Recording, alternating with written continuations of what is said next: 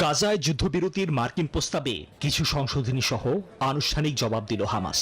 জানানো হলো 10 জন জীবিত জিম্মি এবং 18টি মরদেহ ফেরত দিতে তারা প্রস্তুত, যার বিনিময়ে চাওয়া হচ্ছে ফিলিস্তিনি বন্দীদের মুক্তি। তবে মূল দাবিতে তারা অটল: স্থায়ী যুদ্ধবিরতি, গাজা থেকে ইসরায়েলি সেনার সম্পূর্ণ প্রত্যাহার আর মানবিক সহায়তার অবাধ প্রবাহ। 60 দিনের দীর্ঘ যুদ্ধবিরতিতে ধাপে ধাপে জিম্মি ছাড়ার প্রস্তাব তাদের। হামাসের আশঙ্কা, মার্চের মতো আবারও প্রতিশ্রুতি ভেঙে ফের হামলায় নামতে পারে ইসরায়েল। সেই তিক্ত অভিজ্ঞতা থেকেই এবার এই সাবধানী পদক্ষেপ, প্রতিশ্রুতির ফাঁদে আর পা দিতে নারাজ তারা। এই সংশোধনীকে সরাসরি না বলে দিয়েছে ইসরায়েল।